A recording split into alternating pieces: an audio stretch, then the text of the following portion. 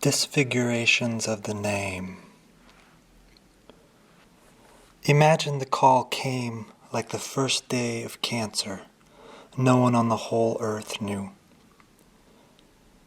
It took a lump beneath the clavicle for truth to show through in all its almightiness. Praise these days is similar. Only when the needed image pokes out of your skin like tumor can you know the intruder was especially meant. Hölderlin said, "One's own is more difficult to know than to know the foreign. But how, when I'm so close to the infinitely remote? Why do I feel far when it's so near? Kein heiliger Name solves it. I ought to cut out all the pieces of my history, stack them one by one, and douse them in the kerosene I've been keeping all these years behind my bed, ablaze to carry through all the half-life of my praise, until what shall never be named gets so shy and embarrassed by my advanced, it decides, let's do handstands or cartwheels or crawl around like concepts like crabs or dodge everything. You have to wonder if it matters what's said when the end is all a reprise of natural love sprung up in pure agonistic forms. Nothingness according to its own obscene law, which looks like death, remember, and never like you.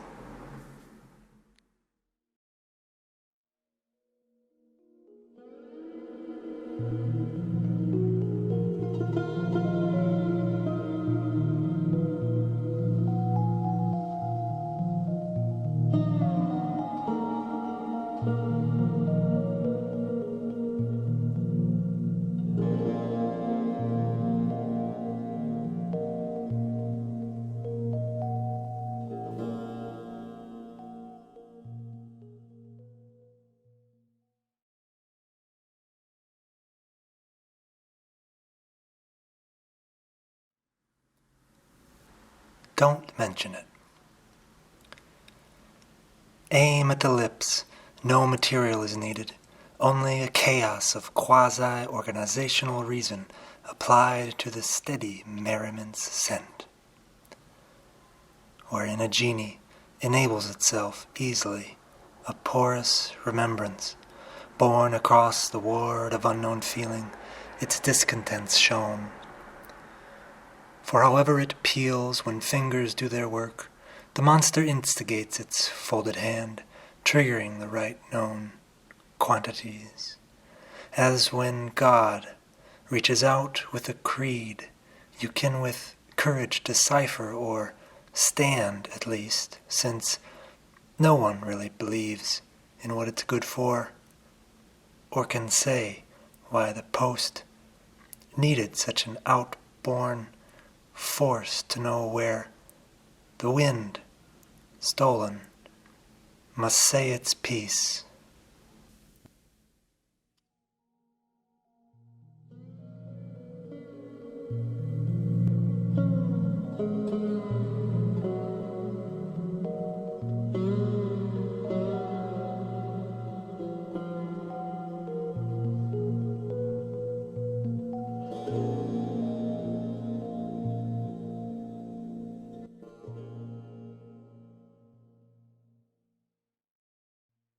How it's learned. What perturbs an emergence at heart is undertow clap, sloshing like the last drink glugged down when you've no better road to travel, so you court chance, wishing to root light in the systematic unity of fact and essence.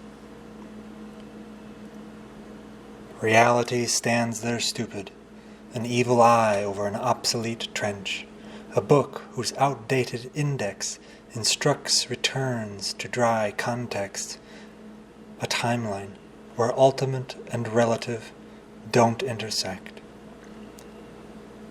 Such densities the fantastic traveler loosens out to find joy, the ritual of novelty. Reason and itinerary lost, the impossible exceeds promises and warms the heart if it's ready to accept the nearness of felicity when play and generosity combine in cooperation for the source. Love's extreme scale balances dissimilarities, divergent plans, one life in another as if everything traveled in the same universe.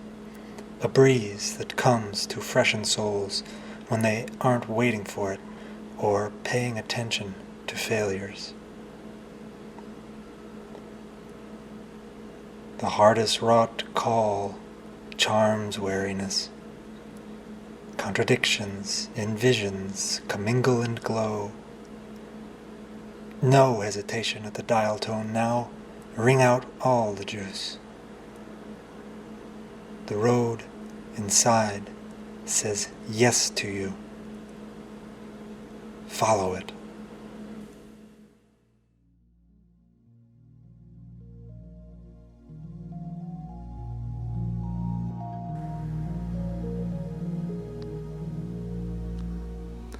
Asylum.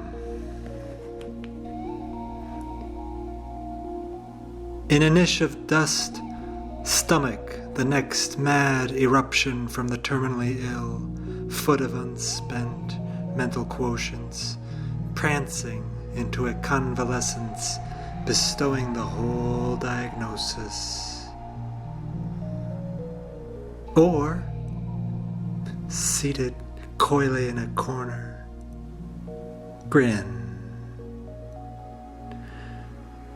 Grin as if your lips could whittle miniature chessboards from the stuff of frolicking nights, interspersed with glimpses of tranquil afterlives, awaiting no monument, no mirror of consequence left to ruffle the self's gown. The vertiginous cadence glorifies each distort, dazes in and out the mind, whose recovered abyss equals the spiritual rumba, flaying matter with its own twists, by decree of tempo changes, merrily contemplated.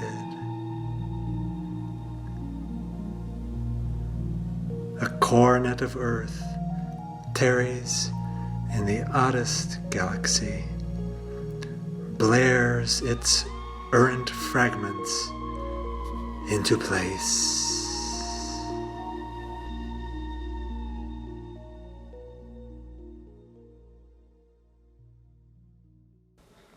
Out of whack. Jones and bad for a good friend, I bent my idiot head into the suds and blew. They shot back blast, soaked me blue. Strange, since I knew the suds were made of human blood. This error in color confused me vast, so brash I sought a flare, bade to slice at my gills, then down through my whole splattering body, waiting for the blue to drain, for crimson's return at pains to comfort levels. Soon my skin was off like Challenger, but my gushes all were still in sky's hue, floods of me lost in nothingness before land hit. I screamed like hell to abandon ship, but to no avail. The result? Now I'm available only in purple, like some rotting, shriveled head. Not what I am on purpose, but thanks to lies spread by suds that couldn't slosh. How vain I was to think the load alone did wash, that thoughts could offer better things than things themselves, which offer little better than eventual grime.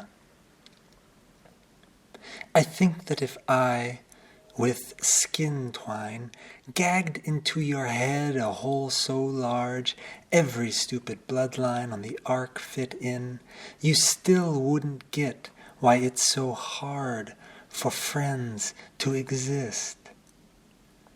See, this is tougher on me than calculating what amazing sum of blades I'd need to seal at once a blood oath handshake with every split palm on earth. Imagine how much blood I could not give.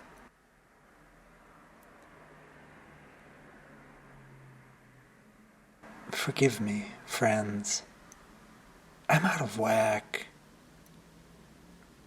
And nothing you can do can bring me back.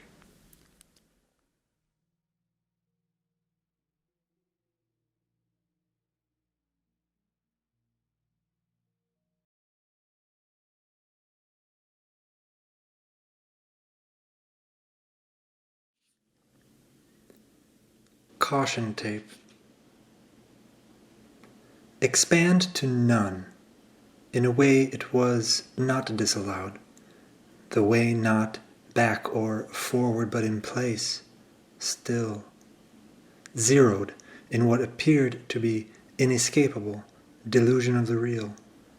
In reality, only pockmarks in concrete facades holding together.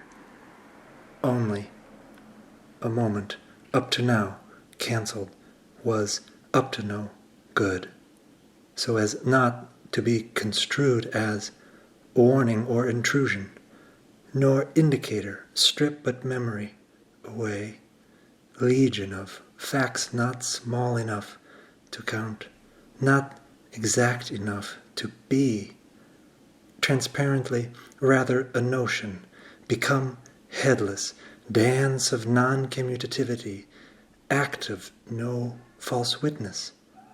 None is now transmogrified ellipsis, form in forms of anarch vision, plush refrain or piss, stains at the base of a traffic light, flashing blue, neon yellow, all pink. White lines.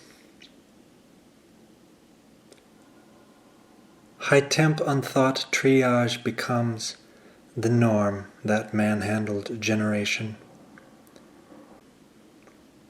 They oversaw the great dilapidation of everything, watching bees idly drop one television obscene at a time.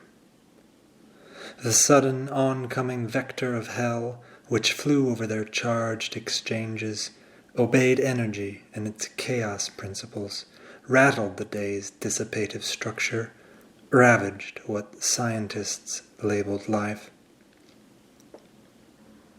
At the crosswalk, all the gawkers wait, staving off collision for a time, or just look forward to the next crash in slow motion, an optical illusion scheduled so their eyes can dance around the ruins. Their rude brain squirms anxiously in dizzying perceptions like greyhounds running laps or addicts sprinting from benders, seeking some inner respite until, pow, it's off to another howl race on rusty bobsleds through the scorched pines, choked tight to the path's sharp edges, where dogs already smell the ice, cracking too fast in the crooked displays that fascinate and shock, snarling, "It is dire straits," head buzzed, heart pounding unstoppably as the rerun snow gets snorted into frenzied sights, with the fury of wild horses penned in that imperceptible slaughterhouse.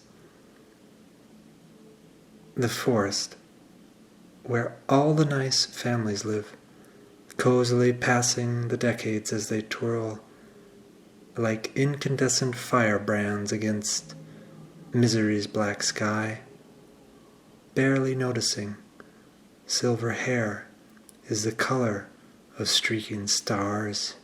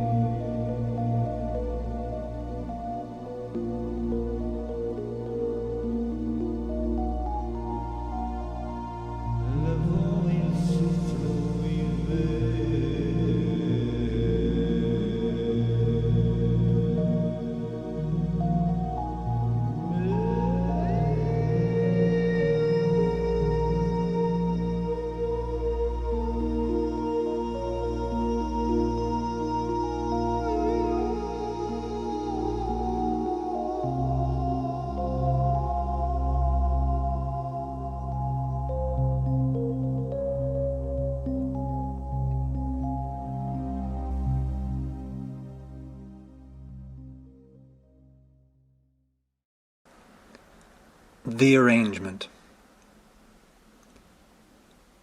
If all the scowls and pleas outside are merely manifestations of God in tattered poses, let X be torqued, calm, turbid, tumult, cleave to the beam forebefixtured as you, hunt out Y-crossed tunes the function, about how being is so painstakingly divine when its energies emanate out of Z, co-equal magnitudes, as in cough once, then breathe normally. Forgiveness in situ streams essentially that, a bedded commoness unfurling, imperturbable rays of curatives, evil just feasibly overlooked, its sacred side, its prime infusion. A porcelain figures, denuded cracks, quickening the theofugal pull, easy as 1, 2, 3, charge, brilliance out of this world's sorrow, because it is unarguable. Living is going to be better than anything that could have been complete. What's colored in will retain the shadow of active teeth, sworn to the double-down dare.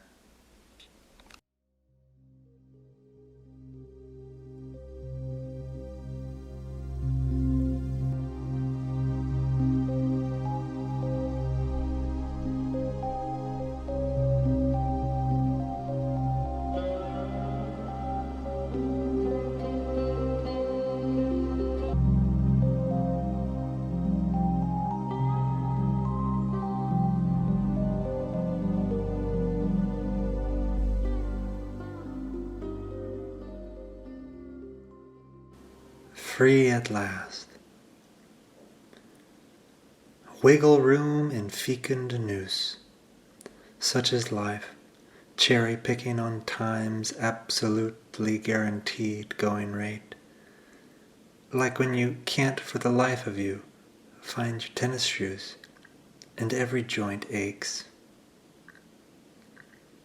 You worry. You winnow the details of loss until poisoned. You suck them down until woozy. Delirious, you pound fists hard against the entrance door, playing the vexed nutter, cackling between invectives and screams.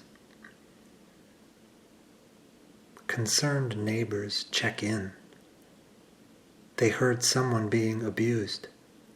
Sorry, no one else is here. It was just me. I'll be quieter.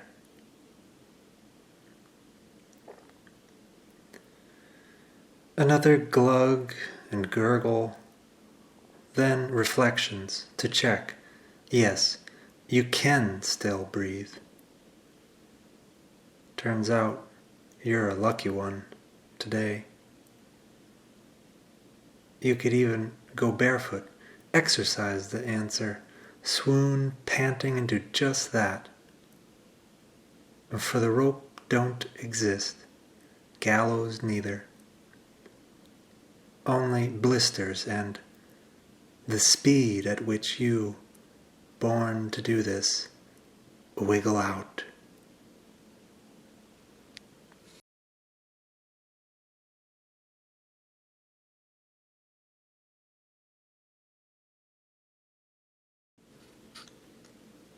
Mobile home.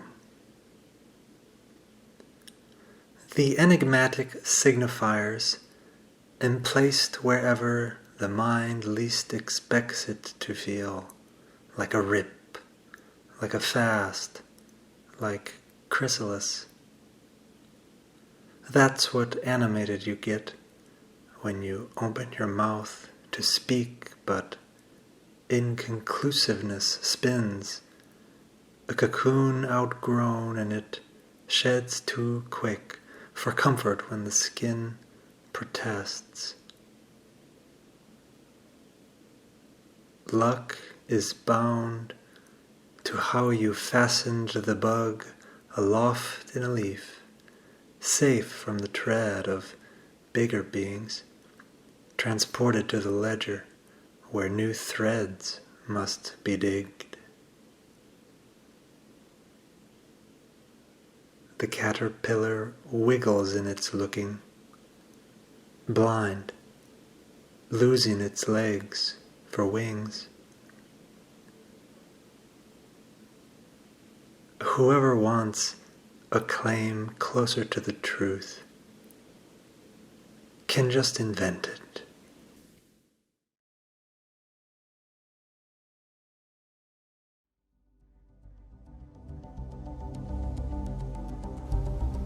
Judgment Day.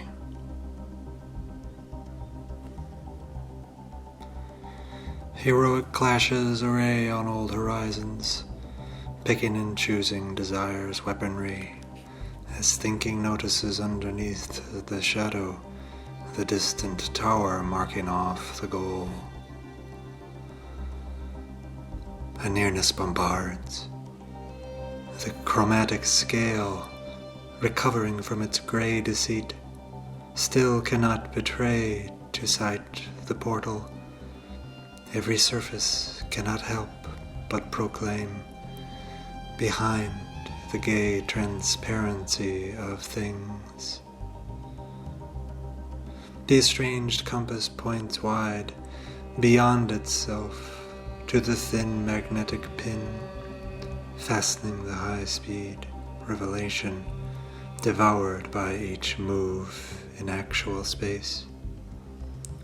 Realism sucks mortar from the wall, until forced to uphold the porousness.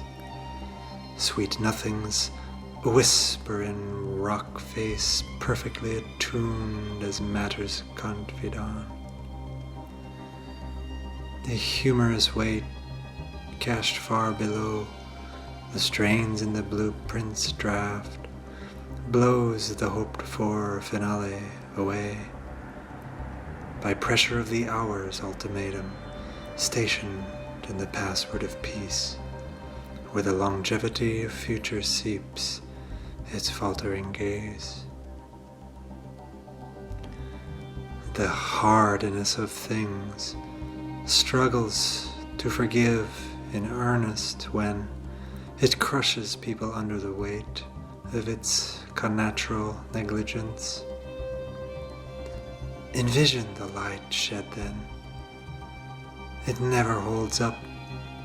Its mistletoe bends its berries to the urn for reasons evolution to swerve out, past the lies it had recorded for itself on the floating apparatus submerged. Every atom seizes in the race down. the shoot covered by thorns and angelic songs rewarded by voids of staggering age, dizzily pushing up dandelion flowers.